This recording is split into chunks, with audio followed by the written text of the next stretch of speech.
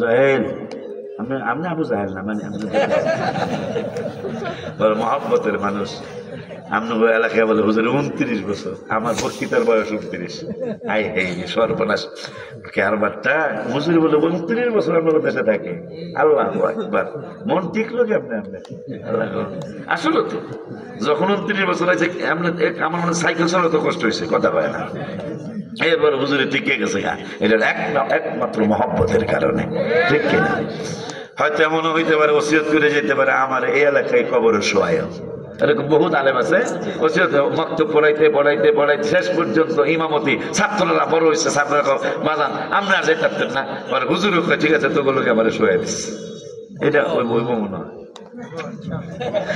আব্বা জানলা রে আমার সামনে যাই আস্তে আস্তে, বাবা এই বাবুজান হাবিব বিন মালিক বললো তাইলে তো বড় ধরনের প্যাঁচ লেগে গেছে। কেমন প্যাঁচ? প্যাঁচটা হলো আমারে 40 বছর লাগবো না, 40 মাস আমারে রাখন লাগবো না, আমাকে 40 দিন রাখা লাগবে না, আমাকে কোন রকম একটা সপ্তাহ রাখো।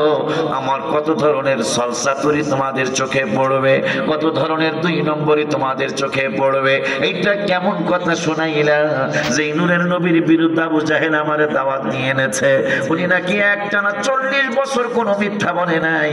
আমি হাবিব বিন মালিকের তোমরা কি মনে করবা আমি জানি না, আমার মনটা বলতেছে এখনো তিনি মিথ্যা বলেন নাই, এখনো তিনি মিথ্যা বলেন নাই, এটা আমার বিশ্বাস। 40 বছর একটা লোকের জবানে মিথ্যা আছে নাই, হায় হায় সে এখন মিথ্যা বলেছে, ওইটা কইতারি না। কিন্তু আমরা আল্লাহ আমি কইতাম একটানা 40 বছর বিশ্বাসী বিশ্বাসী করে তারা ডাকছি। কাফেররা নবীজিকে 40 বছর বিশ্বাসী বলছে, আর মুসলমান সেই নবীর সাথে বেয়াদবি করতেছে।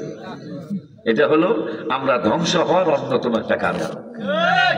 কারণ আপনার আমার একটা ওয়াজ মনে রাখবেন, মানুষ ইদানিং কালে আজকে 10-15 বছর, মানে ভাইয়ের বয়স হয়েছে, আমারও বয়স হয়েছে, এখন 10-15 বছর আগেও এত হাবিব সাল্লাল্লাহু আলাইহি ওয়াসাল্লামের সাথে বেয়াদবি মানুষ করে নাই।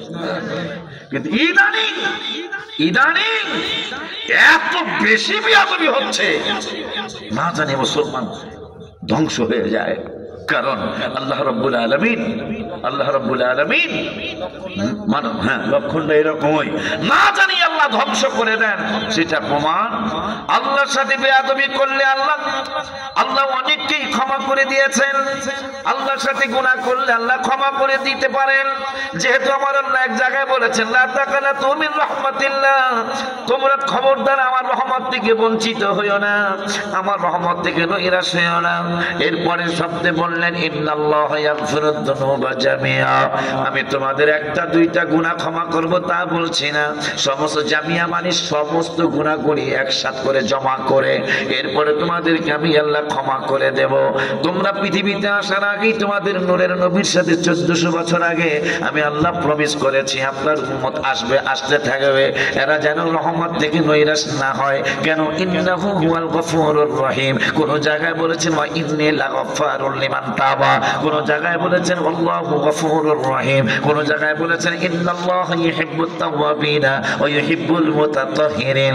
আমার আল্লাহ সুবহানাহু ওয়া তাআলা এত জায়গায় ক্ষমার ঘোষণা দিলেন, এত জায়গায় ক্ষমা করার আমাদেরকে ক্ষমা করার কথা জানাইলেন।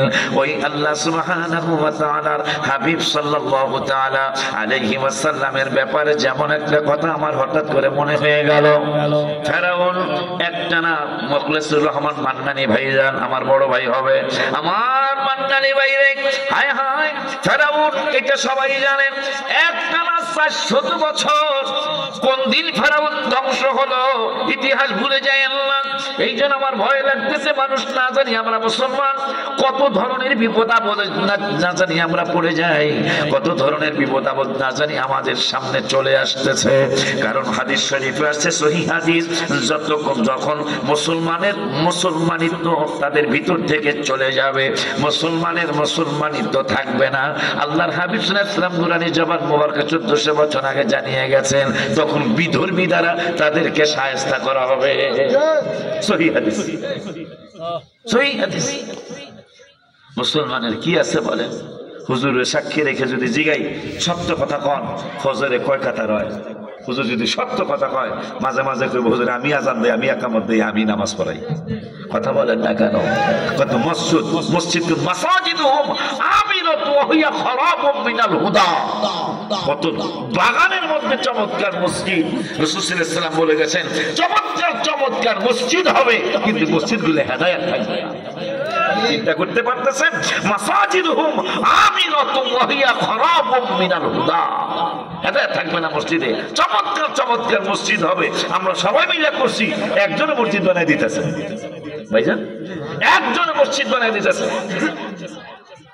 কিন্তু টাকায় যদি ভেজাল থাকে, একজনে 1 কোটি মসজিদ বানালে কোনো লাভ হবে না। কথা বলেন না কেন বাজার? আব্বা জানলা রে ফেরাউনের ইতিহাসটা বলে, কবরের দিকে আমরা চলে যাব ইনশাআল্লাহ। হ্যাঁ বাজার, ফেরাউন একটানা 400 দিন নয়, 400 মাস নয়, একটানা 400 খোদা সোজা কথা ভাইজান, 400 বছরে বেদ্য হায়াত পাইছে। কয়শো বছর? 400 বছর কইছে আনা রব্বুকুমুল আলা। এই তোরা কারে খোদা মানুষ? আমি বড় খোদা। নাউজুবিল্লাহ কর, আমি বড় খোদা, আমি বড় খোদা। একদিন একটা সর্দি দিল না আল্লাহ, সর্দি বোঝে তো না, ঠান্ডা নাক দিয়া পানি পড়ে না। 400টা বছর একদিন জ্বর হয় নাই, একদিন পাতলা পায়খানা। তাফসীরে আছে এই বেদ্যবের একদিন পাতলা পায়খানা হয় নাই, মাথা ব্যথা হয় নাই, পেট কামড়ি বোঝেননি, পেট কামড়ি হয় নাই। এই বেদ্যব কই বাবাই গেল গা, মায় গেল গা, ভাই গেল গা, ছেলে মেয়ে মরে গেল, আমি যেহেতু মরি না তাই না আমি বড় খোদা। নাউজুবিল্লাহ জোরে কয় না আমি বড় খোদা। 400 বছর বলছেন আমার আল্লাহ, একটু অ্যাকশনে গেল না। যেই দিন ফাইনাল করলো যে মোসার আজকে শেষ করে নিলাম, আমার আল্লাহ কা জিবরাইল রে 400 বছর বেয়াদবি আমি